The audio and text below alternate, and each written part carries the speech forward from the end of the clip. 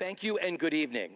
I am thrilled to be here tonight. My guests are the director and star of the film you just saw, 6 Dance Lessons in 6 Weeks.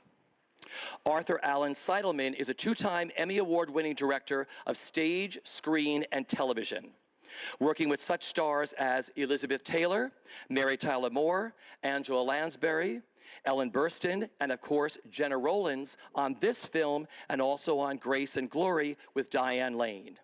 He is the recipient of numerous awards, including the Peabody, the Writers Guild of America, the Humanities, and the Milgro. Now, Gena Rowlands is one of our greatest actresses ever.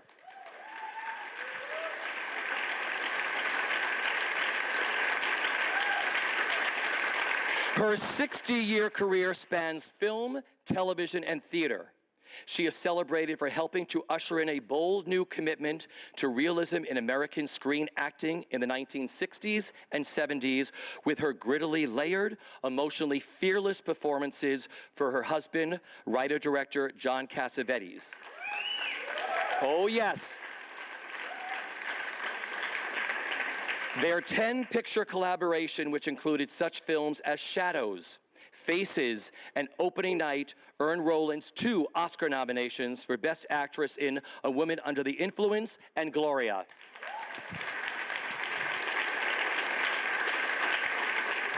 She has won 4 Emmy Awards for The Betty Ford Story, Face of a Stranger, Hysterical Blindness, and The Incredible Mrs. Ritchie, as well as 2 Golden Globes for The Betty Ford Story and A Woman Under the Influence. She has also appeared in pictures directed by her son, Nick Cassavetes, including Unhook the Stars and The Notebook, and her daughter, Zoeys Cassavetes' film, Broken English. In January, she will receive the Los Angeles Film Critics Association's Career Achievement Award. This is the same award that her late husband received in 1986, making them the first husband and wife duo to be honored in the group's nearly 40-year history. Please welcome Miss Gena Rowlands and Mr. Allan Seidelman.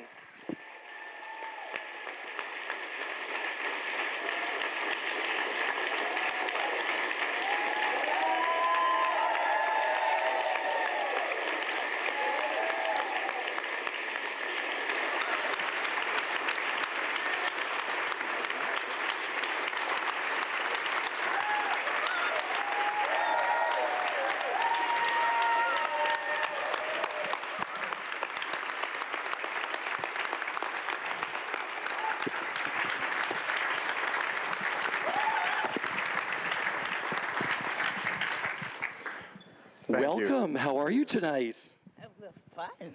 Yes. Well, I love the film as much as everybody else did.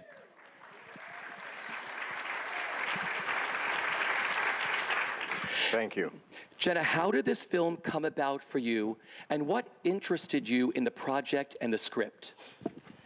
Well, I loved the script from the beginning. Though when I read it, it was a play, a 2-character play, and it's been expanded a lot in the movie. But I'm kind of sick of movies right now.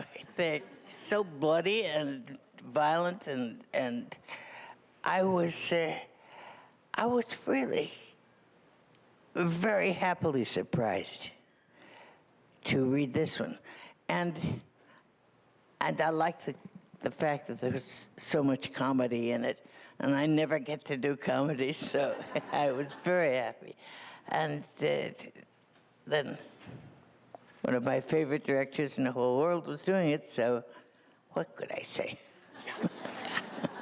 And Arthur, tell me about, you directed this many times on stage. What was it like turning this into a film? It was the fulfillment of a number of dreams. The first dream was getting to do it with Jenna. When I first read the play, Richard Alfieri happily sent me the script, and I read the play and loved it immediately. And I initially, my first thought was that Jenna should do the play, but she's a difficult woman. And Jenna did not feel she wanted to do theater after having not done theater for many years. She was just didn't feel she wanted to take on 8 performances a week. So very happily, I mean, I was able to get the script to Uta Hagen, who was, of course, a brilliant stage actress. But I said to Richard Alfieri, and Richard Alfieri said to me, I guess in order to get Gena Rowlands to do this role, which we both wanted desperately, we're going to have to make a film. And we did, but it was the fulfillment of that dream, of the dream of having Jenna play Lily. It was also the fulfillment of the vision of the play in many ways. The play is a 2-character play. A lot of the characters, Cunard, Susie, who is Cunard's assistant, Robert, a lot of those, the lady downstairs, a lot of those characters are referred to in the play, but you don't get to meet them. So the opportunity of fulfilling, you know, when a brilliant actor is having a conversation with someone who isn't there, you envision what they're going to look like. Well, I had the opportunity of making them what I wanted them to look like, and putting together an extraordinary cast to fulfill the image, the visions of all those other characters. So it really was, in many ways, a fulfillment, both creatively in terms of working with Jenna, and artistically in terms of fulfilling the image of the play. Yeah. Jenna, what a beautiful character of Lily Harrison. What do you love the most about her, and what do you admire about the character when you first read her and playing her? Well, she had, of course, had lost her husband and her child. And you don't think this is going to be a comedy, do you? But she just refused to lie down for the despair of it. She knew that at her age that she just had a few years herself, and she was just going to take advantage of the time to have some fun. Her husband was a very conservative minister and not a lot of fun, but she was just going to do it, and so she moved to Miami, and where there is a lot of fun, and the museums and the theater and all of the things that she was an outsider to, really. And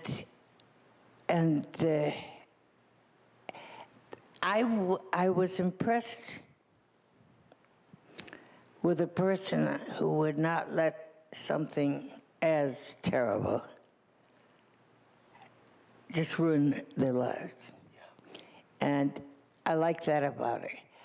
I liked the fact that she was going to go and have some fun and but I did sympathize with her, in that she was embarrassed that she couldn't dance.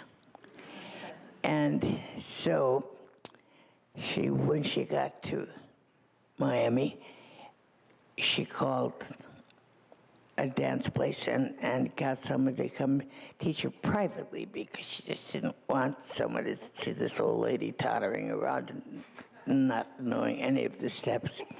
And so that's how she and Cheyenne got together, which was not a perfect meet. They were as opposite as two people can be. And yet, because of his need for a job after his tragedy, and my need to fulfill the rest of my life, we sort of put up with each other at the first. I like that. I think people should put up with each other. And if we all put up with each other a little bit more, that things would work out for the best.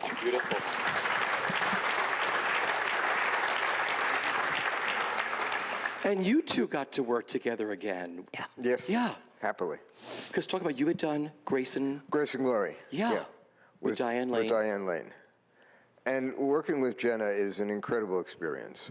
Jenna is a true artist because she is the most. It's not possible for Gena Rowlands to have a dishonest moment on screen or on stage. Her sense of truth is so. Her sense of truth is so total, is so complete, is so vibrant, is so alive, that she infuses every moment of a character's life with truth, with honesty, and with an openness which is just incredible to witness. It's a rare experience to be able to direct someone whose honesty is unparalleled, and that's Gena Rowlands. She is the most gifted, magical artist I've ever worked with. Would you marry me? You're married. Oh, yeah. You keep forgetting, you're married. He's right back there. He beat me up. And Jenna, talk about working with Arthur again.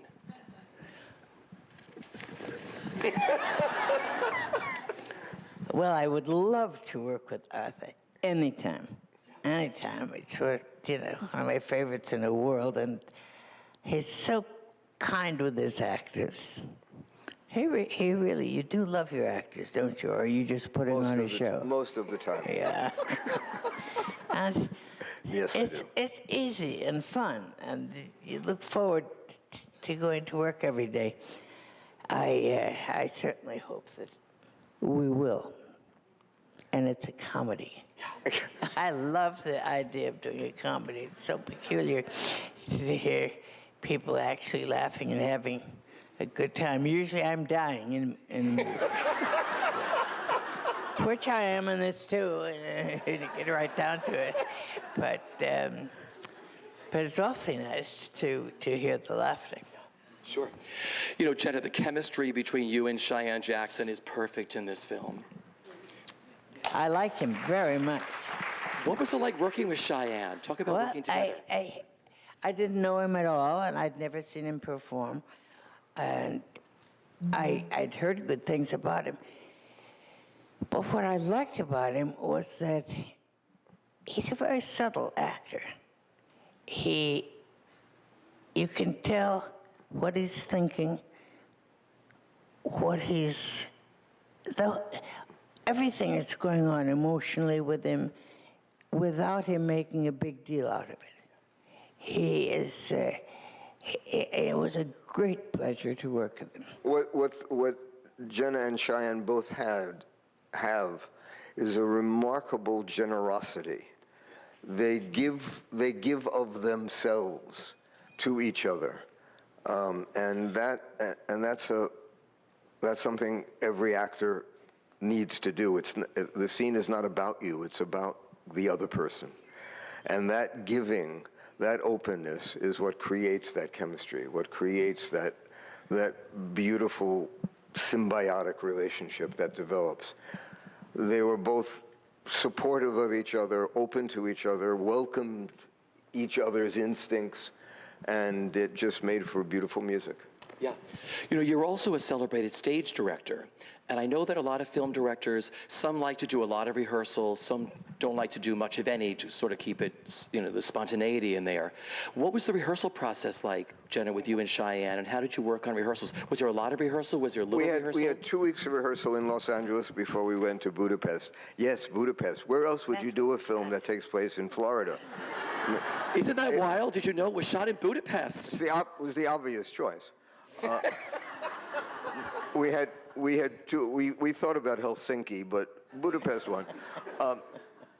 We had 2 weeks of rehearsal in Los Angeles, and then 1 week in Budapest, and then of course before you do each scene, you warm it up. It's a challenge always to get the actors to the point where the boil is about to boil, to get it to the brink of the maximum before you turn the camera on. And with Jenna and Cheyenne, it was fun, it was a pleasure, it was exciting.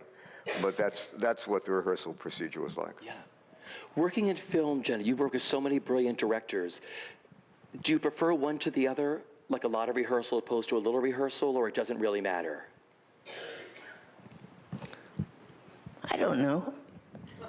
I really don't. I don't like a long rehearsal because that kind of makes everything wear down, takes the edge off it. On the other hand, I like to have enough rehearsal that you can kind of be finding your way in. Yeah. And of course, we also had to rehearse the dances with our choreographer, Kay Cole. So it's never a formula you can predict. You really have to allow the actors and the material to blend and start cooking and know when to say, okay, let's turn the camera on. Yeah. Okay, I want to get into Budapest because I watched this movie 3 times and I said to myself, no, it's Florida. My sister has a condo in Florida. It's all got to be done in Florida. And I saw all these, Hungarian names go by. Yes. And you told me that when you shot the scenes in your beautiful condo, I said, what beautiful time of day? I said, for Arthur, how he got that brilliant sunset at like 5 o'clock that you knew when to start. Tell me how you shot those scenes. Shot them in front of a green screen.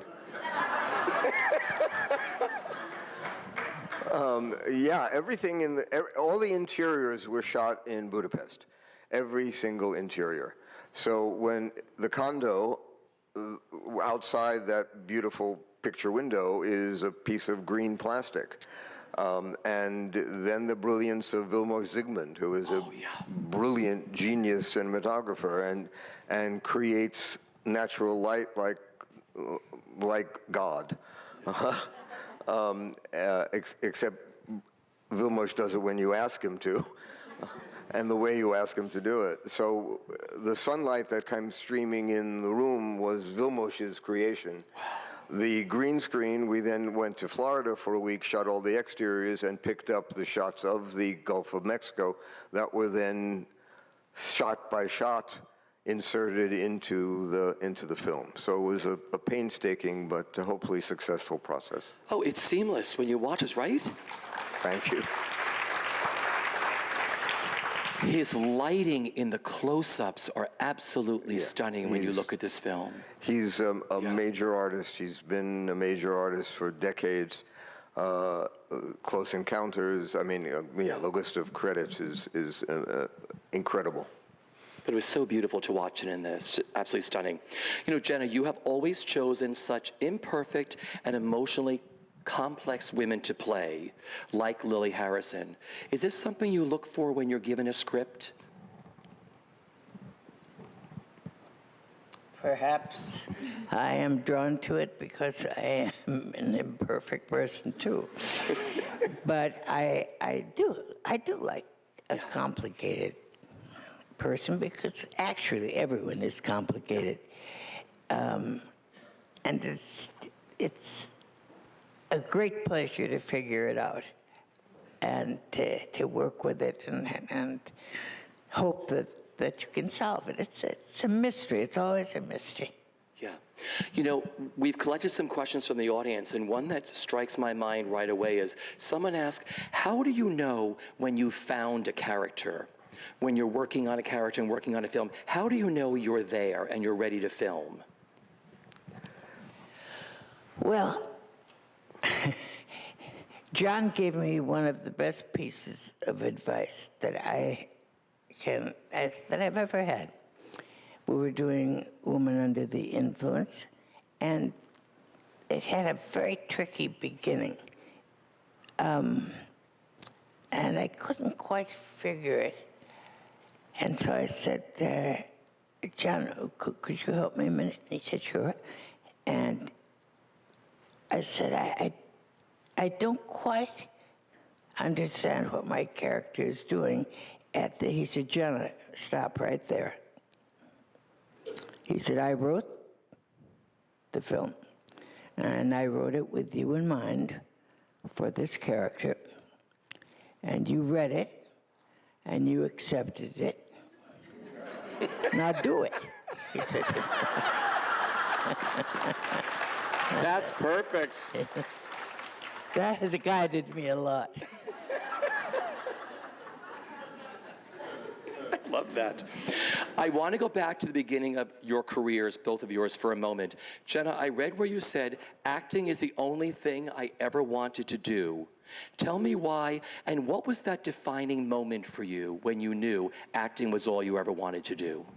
I think I was born thinking that, or maybe I was sickly as a child. I didn't go to school till about the 6th grade. And there was nothing to help you with it. I mean, it's a long time ago. There was no antibiotics. There was nothing. You just got over it when you got over it. But so I filled my time. My mother taught me to read when I was very young. And she read to me, and I got into a sort of obsessive habit of reading. And looking back on it now, I think that must have influenced me. It just seemed to me, as an adult, that I always wanted to do it. But I think that those books and characters and figuring it all out must have started me on my way in before I knew it. Yeah. And Arthur, for you, that defining moment for you when you knew you wanted to do something in this business? Actually, I remember, I think my father said, go into show business. Actually, what he said was go into the shoe business, and I misunderstood him. But there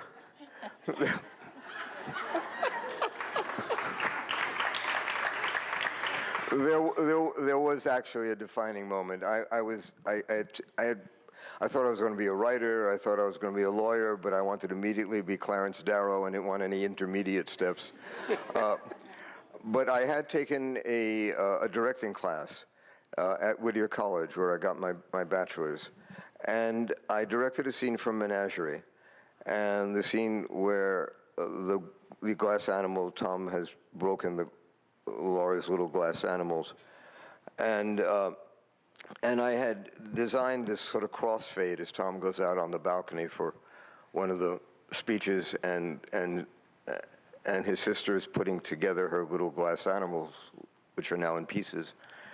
And there was a beautiful crossfade that happened with the lights, and two very lovely actors who were playing the roles for me. And this beautiful blue haze was created on the stage. And it was such a lovely, lovely moment, and I was overwhelmed by a sense of having created that moment, having at least put the pieces together that allowed that moment to exist. And I had a feeling of satisfaction and fulfillment in that moment that I had never experienced before. It just felt full and real and gratifying. And I guess I've been chasing that blue haze ever since. But it was a very distinct moment for me. Yeah, beautiful. I want to go back to the film for a second. All this beautiful dancing that Kay Cole put together. Yes. Did you have fun, Jenna, dancing with Cheyenne? Oh, yes. I have to admit I wasn't, a star at dancing. And, there's no place to dance much anymore. It used to be that you could go out to dinner and there'd be an orchestra and a little dance floor, and there's a lot of dancing.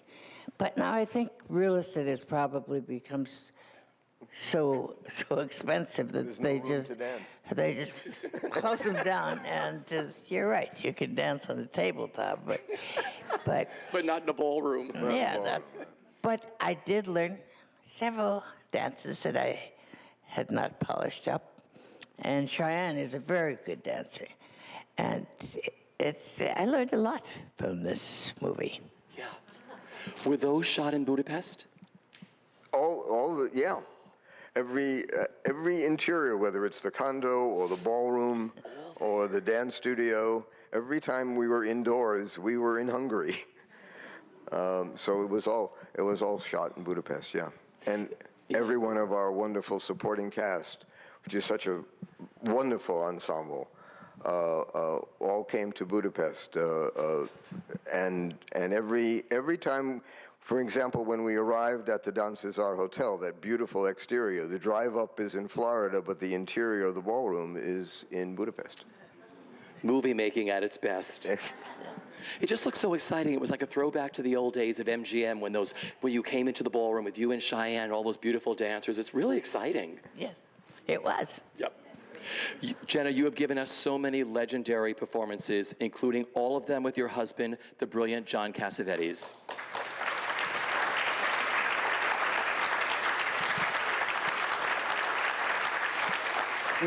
There's something that really needs to be said here about John and Jenna.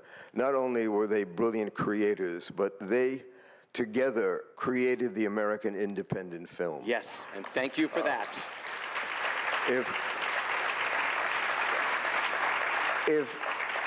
If John and Jenna had not gone out into the wilderness of a studio-controlled environment and built a road for independent artists, we would not be sitting here having just witnessed that film. Yeah.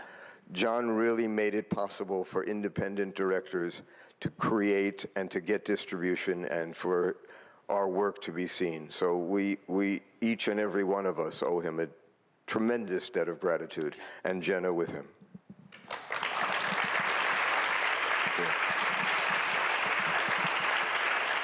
Well, then, before I get into one of your favorite performances, there's been such a resurgence of independent films. All these stars are now doing these Kickstarters, and, you know, your daughter Zoe with her new film. It must make you so proud and so excited about the resurgence of all of this. Oh, I think it's wonderful. It's very exciting. And I'm sure it would have been that way when we were young, except the studios owned the theaters, distributors, and I mean they literally owned the distributors. So even if you made a really good film somehow and took it in and showed it to them, they'd say, you know, oh, I love it, but it takes you a year to make a film, and I have to have at least 4 or 5 films a month to just break even. And so there were no festivals. There was Cannes and Venice, I guess, the big ones. But there were no festivals to show your things, and it was very expensive. And when you're just starting out, we had an advantage in that both of us had a career in acting in the 50s, so that we could work for somebody else and then take whatever we earned and put it into our movies. And that was definitely how it started. But there was always the enthusiasm for it in everybody, just like it is now. And I think with the new cameras and all of the equipment and the sound things and the festivals. Festivals are very important to independence. I have great hopes for what we're going to see in the future. Yeah, beautiful. Well, going back to one of the many memorable performance of yours that stands out for me is Opening Night. Absolutely brilliant.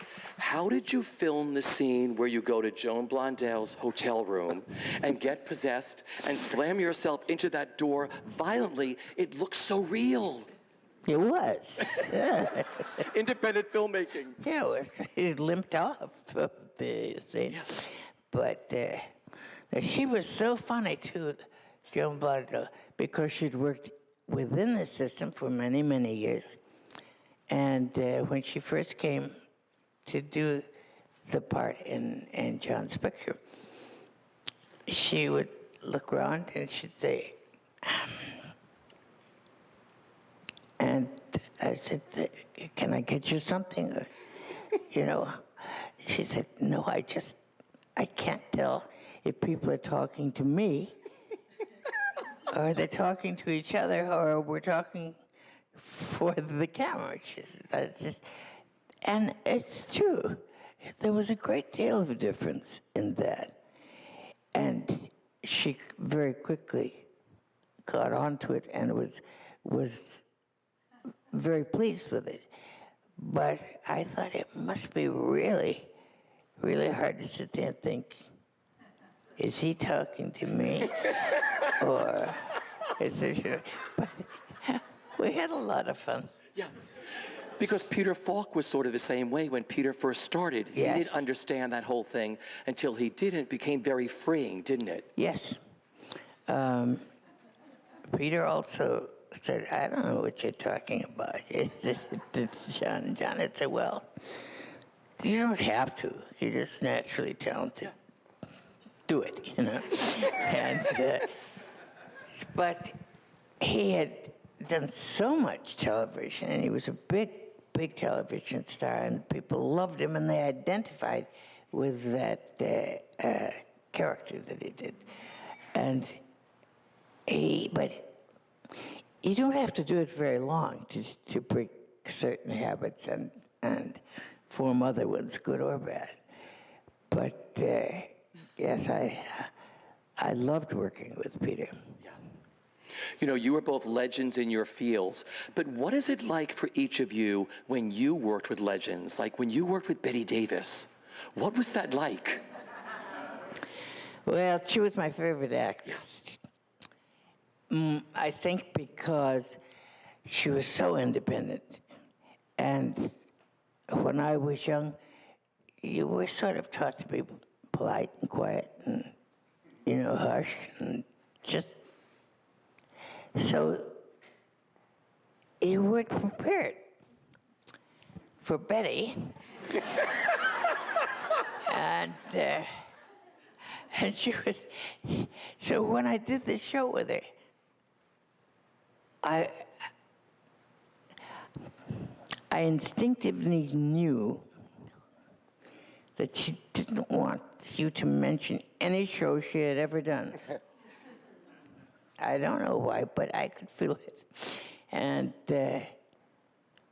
so she would, after she began trying to kind of, you know, find out what you had thought of Dark Victory and things. What I had thought of Dark Victory in my dreams. And, but she had funny little habits. She was terribly mean to the cinematographer. And he was such a nice little guy. And she would go, you know, to the rushes, and she'd come out and she'd say, he did it again. And I'd say, what, Betty? She said, did you see my lips? I said, no, I was aware they were there, but I actually looking at my lips, you know, if I was looking at anybody's lips. And she says, I never, ever wear that color lipstick. Never. I said, well, you know. And she said, well, she said, don't get haughty about it. She said, it makes you look older, and you're no kid. And she just said what she thought, you know, and I loved her. I just loved her. And Arthur, for you, was it Tennessee Williams? Well, yeah. I mean, I've been very fortunate to work with people whom I idolized before I got to work with them, and I had the privilege of working with Tennessee Williams for a lengthy period of time. And I do remember the first conversation I had with him. I was sitting in his hotel room here in New York, and I was having a conversation with Tennessee about the play we were in the process of creating. And my inner dialogue was, I'm talking to Tennessee Williams. That's Tennessee Williams, and I'm talking to him. And what's even more remarkable, he's talking to me. And then you kind of get, I mean, the same thing happened. I've had a close relationship with Jerry Herman. And I remember the first time I sat with Jerry, and all I could thinking of, that's the man who wrote Hello, Dolly. And you then get over that awe. You never really get over it entirely. I'm still in awe of her. But you do reach the point where you're then working, and you're working. Every artist is vulnerable. Every artist is insecure. Every artist needs reassurance. Every artist needs encouragement, and that's true whether your name is Tennessee Williams or Herman Smirk. And when you're working with someone and you join in a creative process, you get past the awe and get to the work at some point. Wonderful. Jenna, all your 3 children are in the film business. Nick, Zan, and Zoe. Yep. So that must make you so happy. How did that happen? How did they all go into the family business? I don't really know. It came as a great surprise to me. And a happy surprise. I love it. But our son, Nick, is 6 feet 6.5. And I never saw him when he was young with anything but a basketball on his fingers. So I just sort of figured he was going to be an athlete. And yet he did get very good grades on his writing. And I do think he's an awfully good writer. But when he just decided to be a director and a writer, that was a surprise. And then, just when I was getting used to that, Zan decided she would like to do it too. And that's our oldest daughter. And she did a beautiful, in-depth documentary on the Z channel, which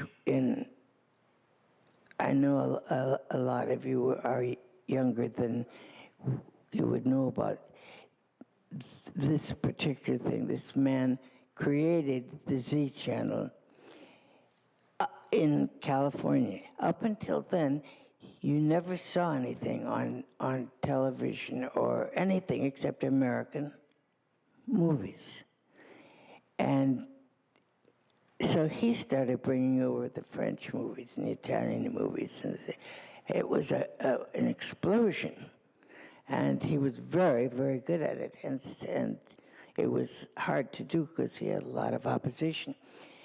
But so Zana got interested, and she did a documentary about that. And then Zoe, said, I'm going to do this movie. And I said, which one is that? And she said, the one I wrote. And I said, really? And she just said, yes. It was, what was it called? Not the French Connection, but... Broken English. Broken English. Yes. And and I did a little part in it. And I was watching her, and she was so easy. She wasn't nervous. She wasn't, this is my first movie, and I'm going, She was perfectly happy in it. And I thought, these kids know what they want to do. Yeah. And so let them do it. And I'm very happy that they're in it, because it's just a very congenial thing for a family to kind of all be in the same business, and And you worked with Nick on a few movies, Unhook the Stars, and that beautiful movie, The Notebook. What was it like working under your son directing you? Wonderful. He was very much like John in the way he directed. He loved actors.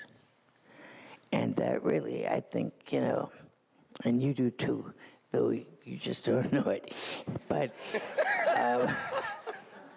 And it makes a lot of difference because it really adds to your relaxation and your feeling. And I was happy to work with Jim Gardner. And he was as wonderful as everybody thinks he was. And so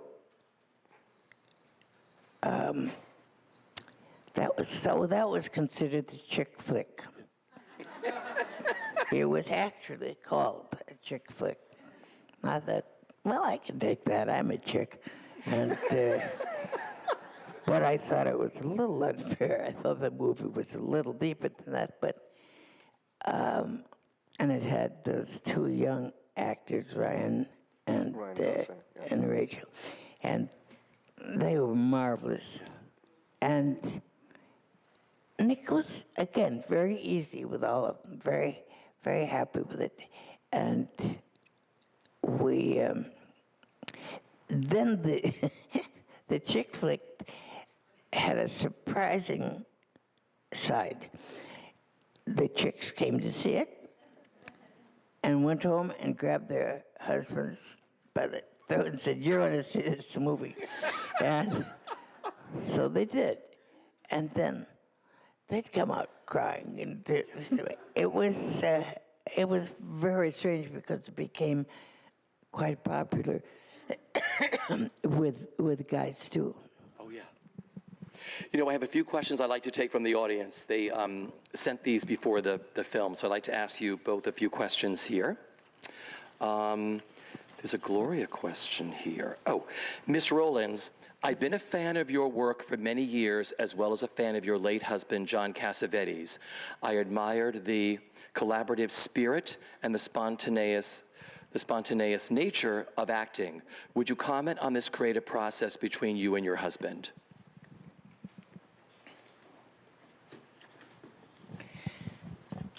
I don't know exactly how to answer that. I really don't. It wasn't something that we discussed and sat down and talked about and intellectualized it. It was just something we both liked to do a lot. Yeah. And he gave you enormous freedom, and he expected you to do your work, and he'd do his. It was sort of simple in its way.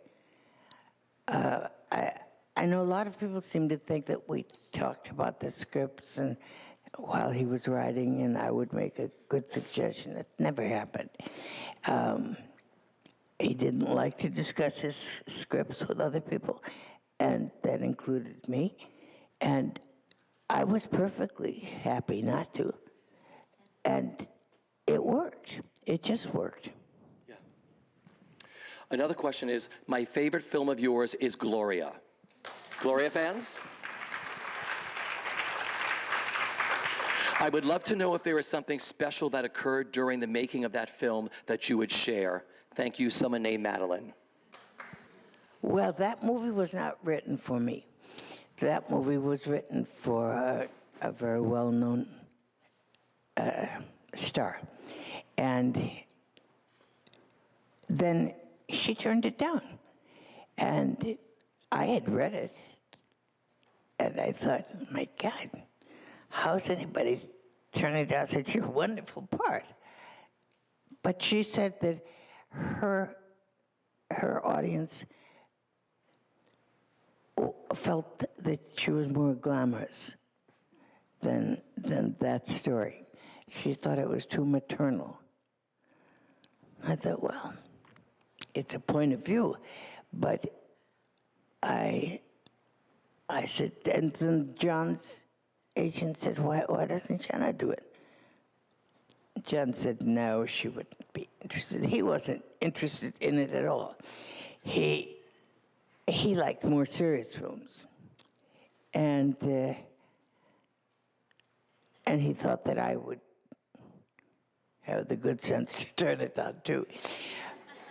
But I loved it. And I don't know when I've had more fun. It was a comedy. Jenna and Gloria taught us all how to call a cab. Yeah. Taxi! Just say it loud enough, you'll get one. You had an incredible walk and a stance in that movie. I remember reading an article where you said you never really concerned yourself about the posture of a character, but you were very concerned about how Gloria was going to stand and be. Well, I think that she had she really had to show her power. She couldn't fool around with these guys. They're shooting at her, she's shooting at them. And I love the part where they were, trying to get me, and I'd say, oh, come on, come on. I love it. And but you have to use your whole thing. You can't be saying, come on. It was very, very evident that you had to use your whole physical process. Yeah. Arthur, there's a question for you. Yes. You work in all mediums, stage, screen, and television. Do you prefer one to the other? I prefer the one I'm doing when I'm doing it. They all, each medium has its glories. Theater is transient, but that's what's beautiful about it, is that it's transient. Film is more permanent, and that's what's beautiful about film, that it's more permanent. But each is beautiful in its own way, and I'm a storyteller. My job is to say, this is about these people, and let me tell you a story about these people. And whatever medium I'm in becomes my favorite medium for that moment. Yeah. Jenna, you started out wanting to be a stage actress, I believe, having a career in the theater. Was there any point during your career that you missed not doing stage or wanted to come back to the theater? Well, yes, at the beginning there was, because John just fell in love with making independent films. Yeah. And it was a sweeping movement in our family, because I don't know who I thought were going to be the Lunts or something on stage, but it didn't happen. And then, as I have worked between the two of them, I really came to like film. I think that you can express more without getting out there and selling it, which you have to do on stage. They've got to be able to hear you up there. And generally, I find that not as appealing as film. So I've turned myself around. And that's why I couldn't get her to do the play of Six Dances. I told you she was difficult. My final question for both of you is, what is the best bit of advice that you've been given that you still live by today? Oh my gosh. I had the great privilege and pleasure of studying with, getting to know, and being a friend of a brilliant man named Sanford Meisner.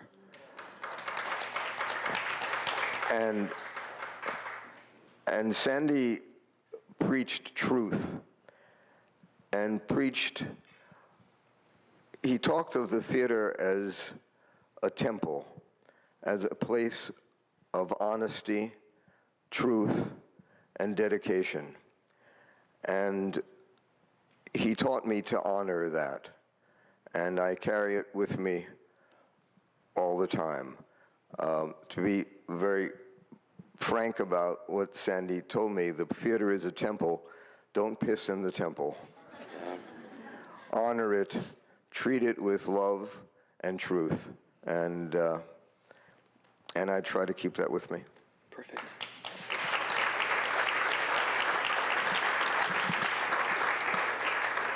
Jenna, for you, What was the question again? The best bit of advice that you've been given that you still live by today. I think for an actor, because I don't direct and I don't write, but for an actor or an actress, if you're doing film, relax. Just relax and do it. Like John said, we'll do it. But you can see everything on film so well. You can tell when a person is pressing too hard or trying to do something when all you have to do is know your character and be comfortable with it and then relax and do it. And you notice when Jenna talks about a character she's played, she doesn't talk about Lily as someone separate from her. She talks about Lily as being her. And that's the beauty of an artist like Gena Rowlands. She and the character become one. And she is then totally committed, totally truthful, totally open to that character's life and that character's being. She becomes one with the character. Then you can relax. Beautiful.